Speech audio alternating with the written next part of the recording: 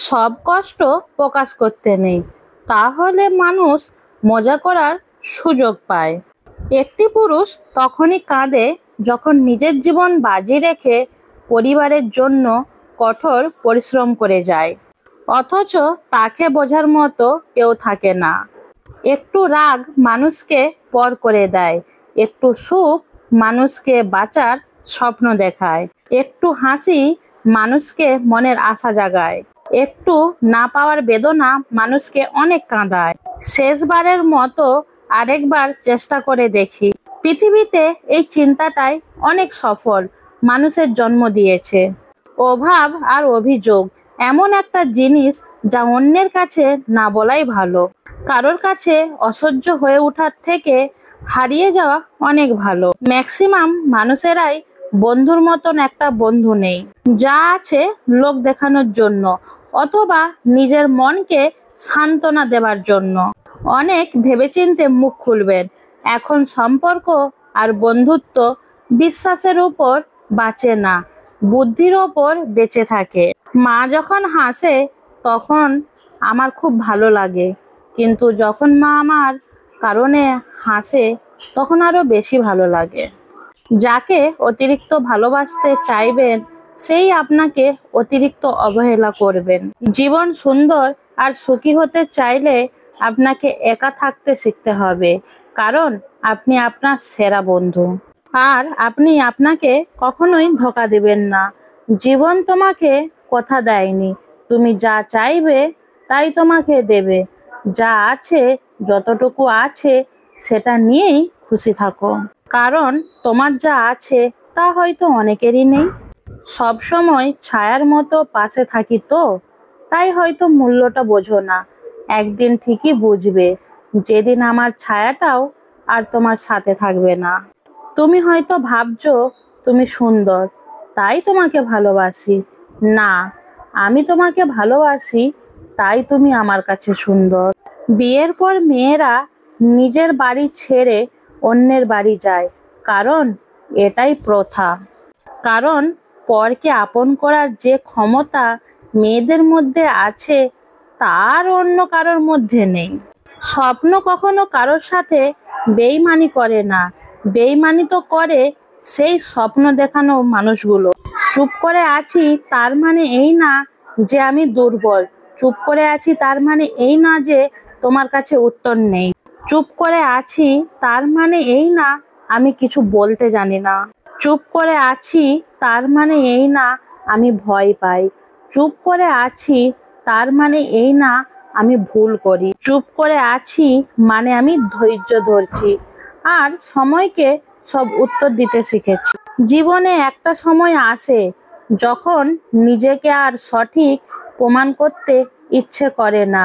যে যা ভাবছে ভাবুক। মন খারাপ, রাগ, অভিমানের কথাগুলো আর কাউকে বলতে ইচ্ছে করে না। চোখ বেয়ে গড়িয়ে পড়া জলটা মুছে নিয়ে হাসতে শুরু করি, কান্নাগুলো বন্ধ করে মুক্তি পাই। আসলে আমরা তখন হয়তো একটা জীবন্ত লাশ হয়ে দেহটা বহে বেড়াই। যে তোমাকে উদাসীন রেখে শান্তিতে ঘুমোতে চলে যায়, বুঝে নিও সেখানে ভালোবাসা নেই। মানুষ সবসময় তোমার বাইরেটা দেখে বিচার করবে, তোমার হৃদয় যতই খাঁটি হোক না কেন। কাউকে অতিরিক্ত ভালোবাসা দেয়া যদি ভুল হয়, তাহলে সেই ভুল দ্বিতীয়বার আর করো না। টাকার অভাব শেখায় বাস্তবতা, আর ভালোবাসা অভাব শেখায় জীবনের মানে। একসাথে দুই অভাবে ভোগে যারা, তারা জানে জীবন কতটুকু বেঁচে থাকার মানে। ভদ্রতার মুখোশ পরে থাকা মানুষগুলো স্বার্থের টান পড়লেই খোলস থেকে বেরিয়ে আসে, অথচ এদেরকেই কিনা আমরা সবচেয়ে বেশি বিশ্বাস করি, সম্মান করি আর সবচেয়ে বেশি ভালোবাসি। একটা মিথ্যা কথা ঢাকতে কখনো কখনো হাজারটা মিথ্যা কথার প্রয়োজন হয়, আর সততা একাই 100। যে ব্যক্তি তার অভ্যাস বদলে দিয়েছে তার ভবিষ্যৎ বদলে যাবে, কিন্তু যে ব্যক্তি বদলায়নি তার সাথে আজ পর্যন্ত যা হয়ে এসেছে ভবিষ্যতেও তাই হবে। পারলে খারাপ পরিস্থিতিতে নিজেকে একটু মানিয়ে নিও, কারণ খারাপ পরিস্থিতিগুলোই মানুষকে ভালো কিছু শিক্ষা দিয়ে যায়। সম্পর্ক থাকলে ভুল বোঝাবুঝি হবেই, তবে যারা সত্যি ভালোবাসে তারা সেই ভুলগুলোকে শুধরে আবার ফিরে আসে। স্বার্থের এই পৃথিবীতে ভালো খারাপ বলে কিছু হয় না। আসল কথা হলো, তুমি যার মনে রাখতে পারবে তার কাছে তুমি ভালো, আর যার মনে রাখতে পারবে না তার কাছেই তুমি খারাপ। হাল ছেড়ে দিয়েছো মানে তুমি হেরে গেছো। জীবন মানে কখনো ভালো কখনো খারাপ। ভালো খারাপের মাঝে যারা লড়াই করে টিকে থাকে তারাই জয়ী, আর তারাই আসল মানুষ। সম্পত্তির জন্য কখনো ভাই বোনের সাথে সম্পর্ক নষ্ট করো না, কারণ ভাই বোনের সম্পর্কের চেয়ে সম্পত্তি কখনো বড় হতে পারে না।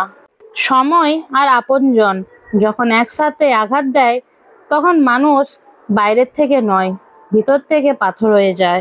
সম্পর্ক আর পরিবার এমন এক মূল্যবান জিনিস যা সময় না দিলে নষ্ট হয়ে যায়। বন্ধুত্ব কখনো হারায় না, হারিয়ে যায় সেই মানুষটি যে বন্ধুত্বের মূল্য দিতে পারে না। মন খারাপ হতে বড় কোনো কারণ লাগে না, ছোট্ট একটা কারণ হলেই যথেষ্ট।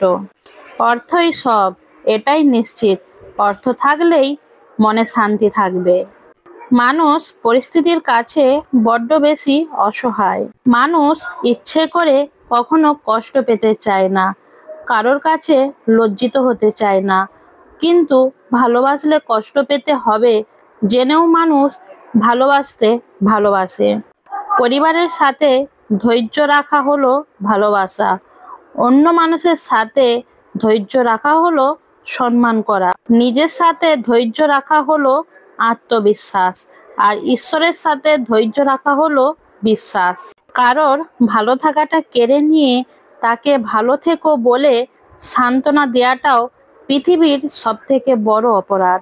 যোগাযোগ বন্ধ করে চুপ থাকার অর্থ সবসময় অভিমান হয় না, কিছু কিছু সময় সম্পর্ক এগিয়ে না নিয়ে যাওয়ার ইঙ্গিত হয়। এটাই সত্যি, আজকাল মিথ্যা কথার চেয়ে সত্য কথা বললে সম্পর্ক নষ্ট হয় বেশি। বিশ্বাস ছাড়া কোনো সম্পর্ক বেশি দিন যায় না, হোক সেটা বন্ধুত্ব কিংবা ভালোবাসা। আজকের ভিডিওটা কেমন লাগলো লাইক কমেন্ট শেয়ার করে জানিয়ে দিও। Thanks for watching.